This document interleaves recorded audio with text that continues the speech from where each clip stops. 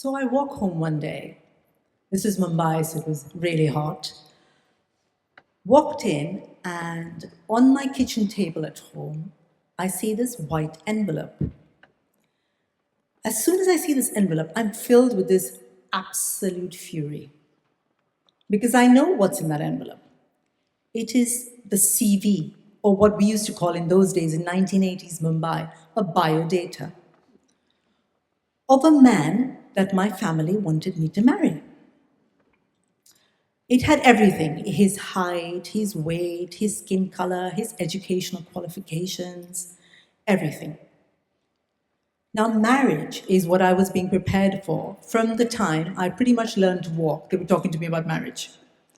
And not just me, every girl in the 1980s in Mumbai was having these same conversations. So everywhere we went, our parents would say, or the neighbors would say, if you were eating too much, they said, don't eat too much, you'll get too fat and no one will want to marry you. If you got too thin, don't get too thin because no one will want to marry you. Don't walk too loudly because no one will want to marry you. You better learn to cook because otherwise your mother-in-law won't like you. And on it went. It didn't matter what I wanted. I could be, finding the cure for cancer or solving world hunger or whatever big problem. Didn't matter. All that mattered was marriage. I didn't want to have an arranged marriage. I had dreams, big dreams. I wanted to find a job, make a lot of money, have a house of my own. I wanted to travel the world. When I said this to my mother about traveling, she'd say, well, we'll just find you a husband who's got a job abroad. So marriage, the beginning and the end, it was all about marriage.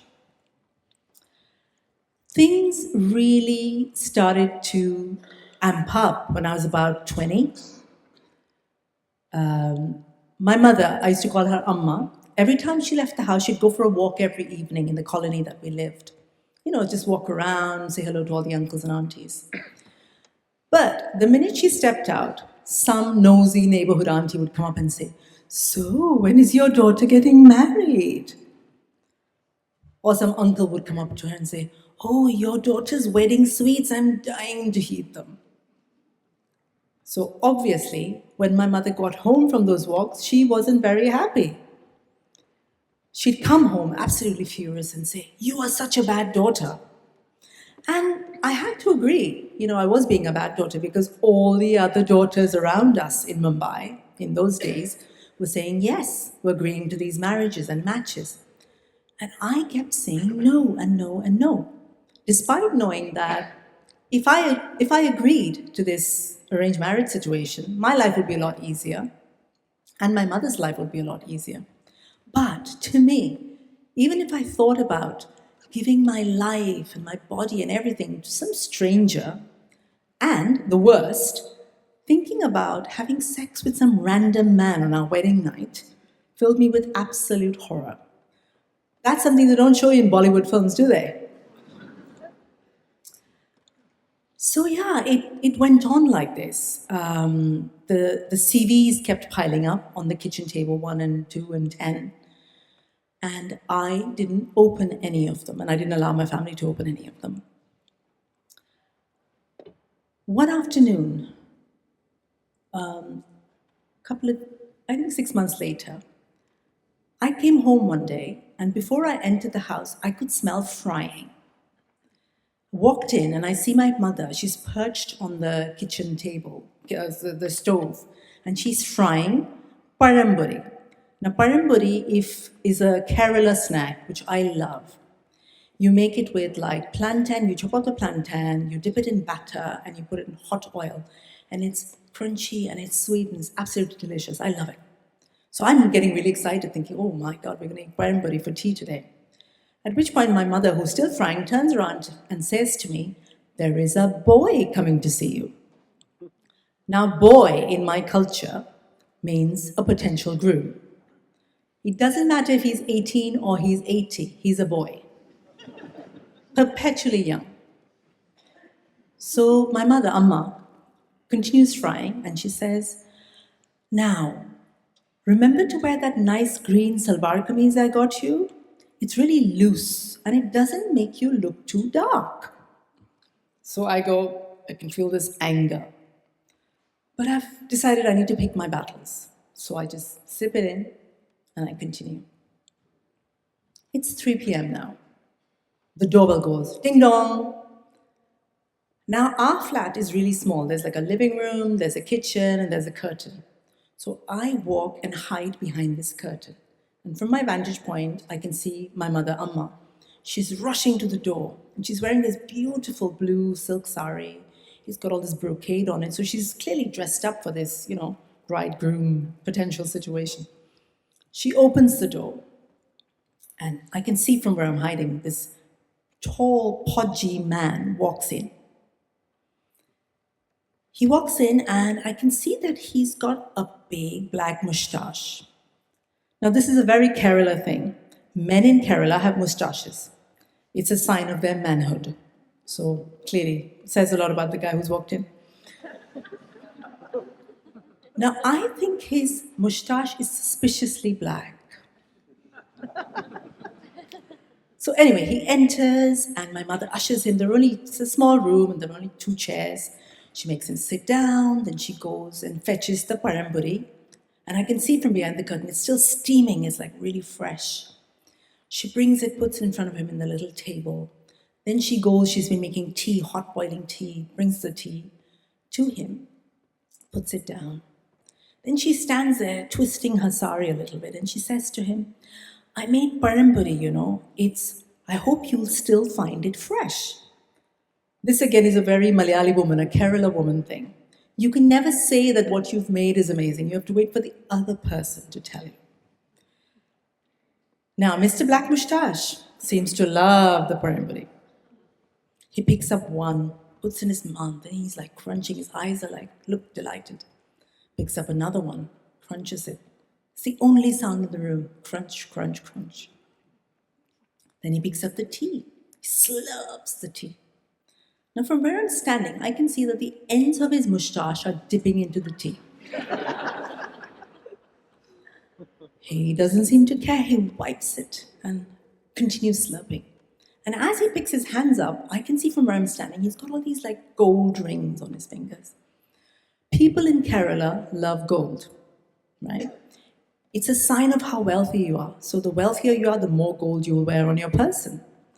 Mr. Black Moustache clearly wants to send us a message.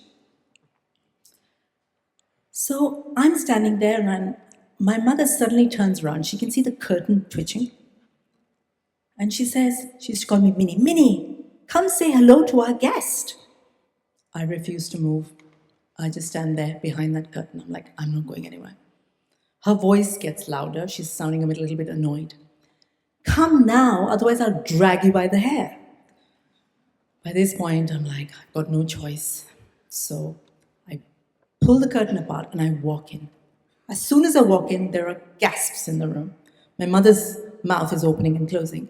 And Mr. Black Moustache, who's been eating, stops eating mid-Pazhampori in his mouth, right?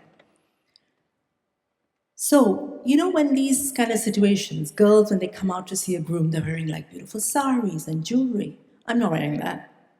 I am not even wearing the green salwar kameez that my mother asked me to wear. Instead, I have walked out in my pyjamas. These are not sexy pyjamas. These are the sort of pyjamas that little orphan kids wear in old black and white English films. I usually wear eyeliner and I've taken and smudged it all over my eyes so I look like a raccoon. I have long hair and I've piled it all up and I put this clip on top and it looks like a mess. I look an absolute fright. So I advance into the room like, big steps. And there's only one other chair, so I go sit, in the chair. I look at Mr. Black Moustache. He's looking at me. And I say, so you want to marry me, huh? He has no words. He just nods. Eyes wide. I go closer to him. He leans back a little bit. Well, I don't want to marry you. He doesn't know what to say. Now, Indian girls, we're supposed to have like quiet voices, not raise our voices. My voice is getting louder and louder. And now, by this point, it's so loud that the neighbors can hear us. And I say, I don't want to marry anybody. I don't want to have kids. I don't want to be the unpaid servant of some man, you know. Mr. Black Moustache, as I'm speaking, is shrinking back and back and back. He's looking for the nearest exit. He gets up, walks to the middle of the room. Then he seems to turn to my mother. And I'm going, please don't say anything to her, because I know there'll be hell to pay for my, situation, the thing I've just done. But if he says something really nasty to her, there'll be more hell to pay. He kind of walks up to my mother, and then at literally the last second, he turns around, walks towards the Pazhampori, grabs it with both his hands, and runs out the door. Clearly loved Pazhampori. There is silence in the room. My mother has too many angry words. She doesn't seem to know which ones to choose. She makes up for it. Over the next couple of weeks, I hear a lot of angry words about, I was, caused shame to the family and I've ruined the family. And she warns me that my choices will make me destitute and penniless and alone. And I'm thinking, yeah, probably. But no other boy came to see me after that. Mission accomplished. No more Mr. Black Moustache ever darkened my door again. They say that Indian girls leave their parents' house one of two ways: their bridal procession or their funeral procession. I chose a third way. I ordered a taxi to take me to the airport, to my new job, to another city, Bangalore. Then I moved to London. I got a job here, I made my own money, got my own flat. I started to run a podcast, a successful podcast that let me travel the world and teach other women from my culture how to be bad daughters. So I didn't have to marry the man to travel abroad, like my mother said. I often think of that girl hiding behind the curtain. I think of how much courage she needed to stand up to her mother, to the world, to society. I think of the fact that, thank God she was a bad daughter that day, because I could have this amazing life. She stood up to patriarchy in a faded pyjama, right? I'm proud of her, and I'm proud of the woman she made me. Thank you.